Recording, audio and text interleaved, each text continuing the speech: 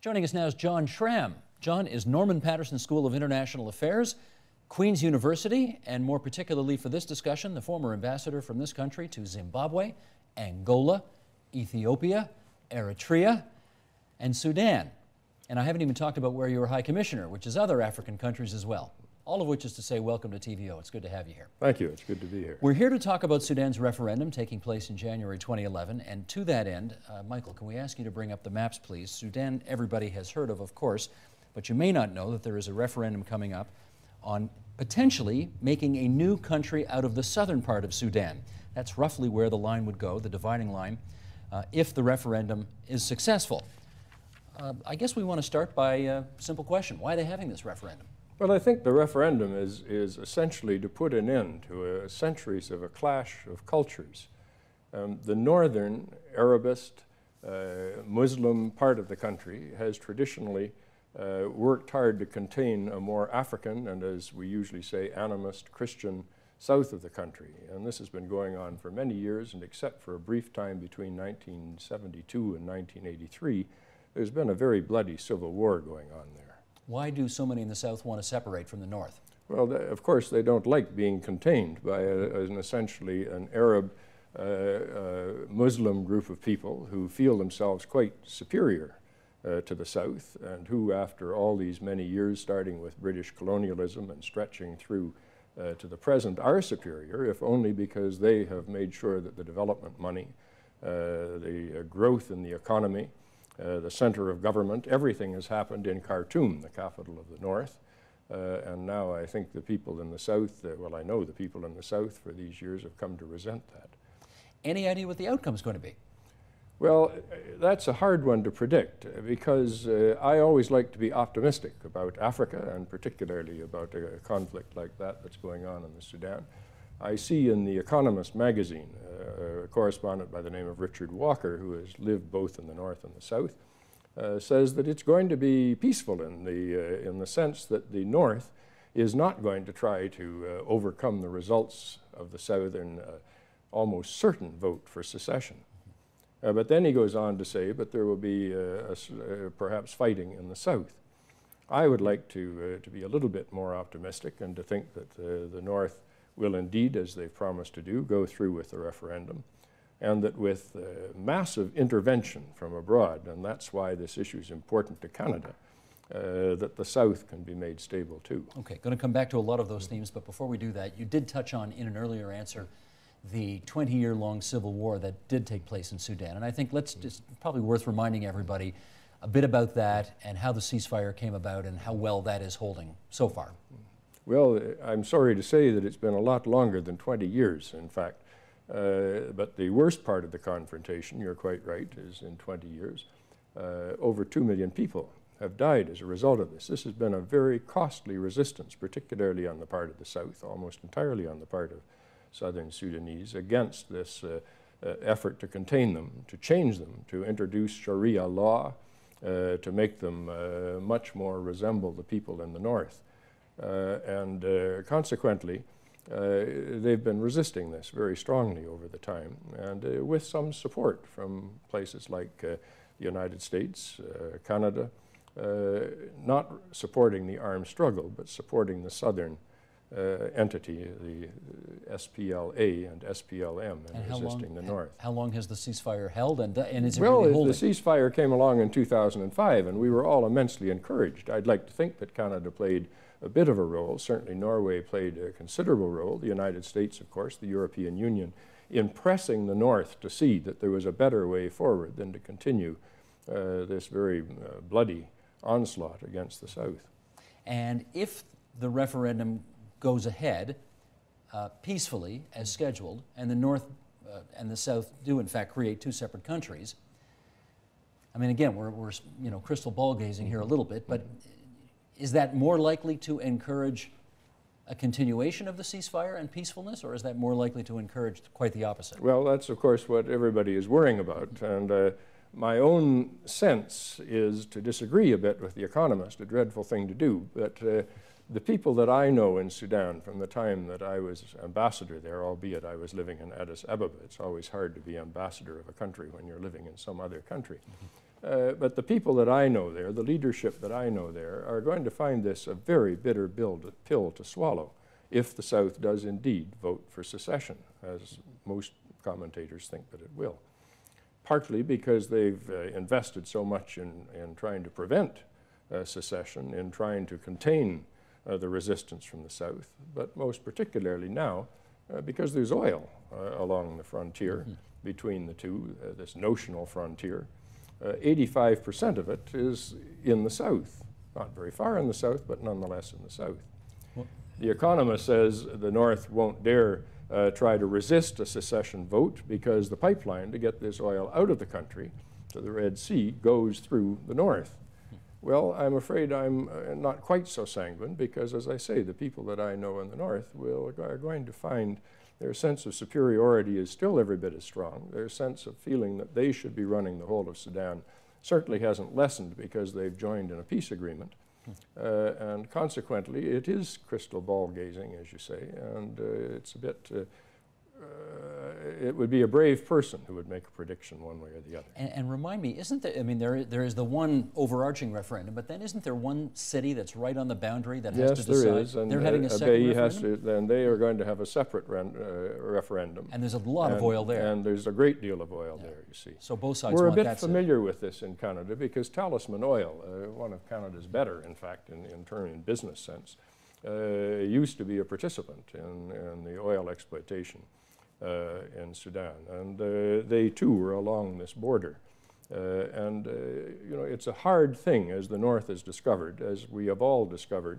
It's a hard thing to try to continue to pump oil if you have to surround everything that you're doing with armed forces and guarantee security in a place. And there are lots of people who were living there before. There are lots of people still living there who have a different view of things than the people who are in Khartoum, or for that matter, the people in Juba. So that's why this one area, which is particularly crucial to the oil business, is going to rate a separate referendum.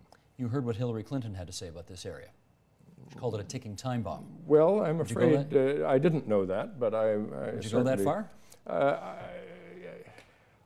Yes, it could be. It could be a ticking time. As I say, Steve, my whole hope is that this isn't going to happen. But there is every reason to suppose and to be prepared for. I guess that's the best way of looking at it. My message to our own Sudan task force here in Canada, who of course are working on this right now in the Department of Foreign Affairs and SEDA, Department of National Defense, is we had better be ready for whatever comes. Because if the North does swallow its pride, swallow past history, agree that its hold on the pipeline and a negotiated agreement as to how to divide the spoils of oil is sufficient to watch the South walk away, then that's wonderful. But within the South itself, where the oil is, there are rival groups that don't get along well at all, that have swallowed their fierce animosity to the point where we are now, but who, a couple of them, have actually worked with the Sudan government in the past, a bit opportunistic.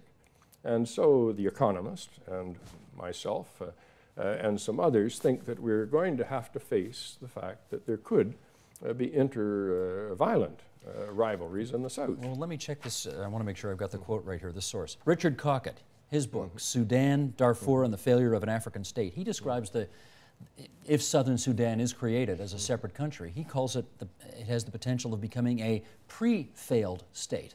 What does he mean by that? It will be a pre-failed state. Will, as in, it could be rescued from failing, but it will require enormous investment in terms of infrastructure. There's no infrastructure there, and this is the part of the problem. This is the problem. The South has been kept, has not been developed either by the British or by the government in Khartoum over these many years since independence, since 1966. The South is noticeably lacking in infrastructure. What schools and health posts it had, many of them were bombed in the course of this conflict by planes flying over from the north and literally kicking bombs out the back hatches, so they weren't able to direct them carefully, and they landed in civilian targets. The carnage has been quite incredible. Educated people, there are some church schools of educated people, remarkably. Many of them are abroad, and they have to be convinced to come home. Meanwhile, the place is the preserve of those who have maintained the struggle over all these years, but that doesn't necessarily mean, as we've discovered, that you're qualified to run a government. Sure. So they'll need a lot of capacity building, a lot of help with that. As I say, infrastructure, a lot of support, and just how do you make a government run. But I guess the concern is this could turn out to be another Somalia, which is a country in name only, and basically you've got a government that can't do anything. Well, can't run the country. I would never be the one to want to go that far. A ticking time bomb with Hillary Clinton, or a pre-failed state, perhaps, but it's always in the understanding that this can be reversed. But to reverse it, we Canada, will be called upon. Afghanistan notwithstanding, we will be called upon, and I'm quite sure, are thinking about right now what our response is going to be. To play some kind of role. To play a role in it, of course. Capacity we have in the building past. Or whatever. I mean, Canadians don't know that we have 35, 37 peacekeepers, monitors there right now, working on both the Darfur and the North-South conflict. We've got RCMP people, $102 million in 2008, 2009. Over, I think, 600 million since 2006. Canada's been playing a role, not one that we hear about much. Let's talk about the states for a second, because the Obama administration has been playing carrots and sticks with the government in Khartoum, I think offering to take them off the list of those who sponsor terrorism, state sponsors of terror, and remove economic sanctions and that kind of thing as well.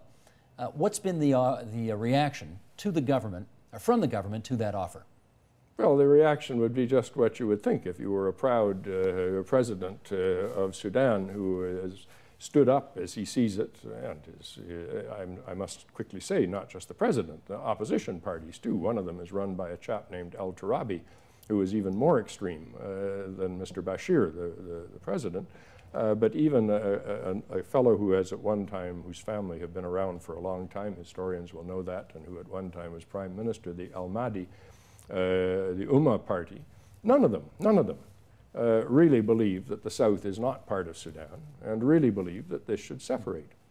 So the reaction to having the Americans continue to tell them what to do is just as you would imagine what it would be. What do the neighbors think? Well, the neighbors are important, and so are the neighbors to the Middle East. And this is why our sanctions have not been particularly effective, because as you can imagine, China's hardly a neighbor, but China's heavily involved in the oil extraction that we criticize so fiercely, but it's China's lifeblood, and there they are. When Talisman Oil left, the Chinese moved in an even bigger way. Chinese investment is responsible for all the hotels, the magnificent things that are being built in Khartoum. Libya has a strong interest in this. Gaddafi at one time had tried to bring some sort of negotiation, but unfortunately I think it was too much involved in what was going on to be successful. Chad is practically a mirror image of what's happening in Darfur, not in the south, but in Darfur. So Chad is involved. Kenya is the springboard from which virtually everything from the west, if you want, goes into the south of Sudan. It doesn't come through Khartoum. It goes through Nairobi and then through Lokochokio, a post on the border, and this has been true even when Canada was sending when the world was sending huge quantities of food assistance. Quite a remarkable story, in fact, what's gone through Lokochokio. Well, we know that Ethiopia, of course, sorry, I was just going to say, there are other countries there. Ethiopia, right next door to a large hunk of Sudan, and has been very cautious about it. Eritrea to the north, an enemy of Ethiopia, has to choose who they're going to support in all of this, so it's a very disturbing, very disturbing.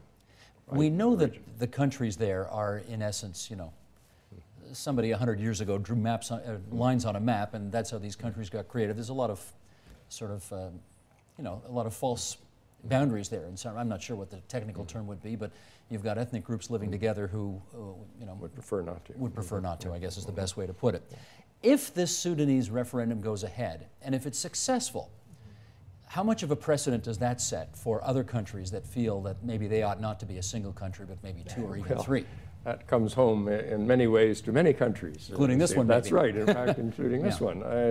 They won't like it very much. And one of the first things that the Organization of African Unity decided in 1963 when it came into being was that they would accept these boundaries, these artificial boundaries from the Congress of Berlin, these colonial boundaries where a bunch of guys in Europe decided what was going to be where, and they would not try to change them. So this is going to be the world's 193rd state, and it's going to be quite a shock to other African countries, because Sudan isn't alone in having. Look at Nigeria, look at Congo. Other countries are having or have had to learn to live together with people in a place like Nigeria. The north of Nigeria is Muslim. It was until, people still say it runs a rather feudal system of government with sultans and emirs and whatnot. The south is none of those things.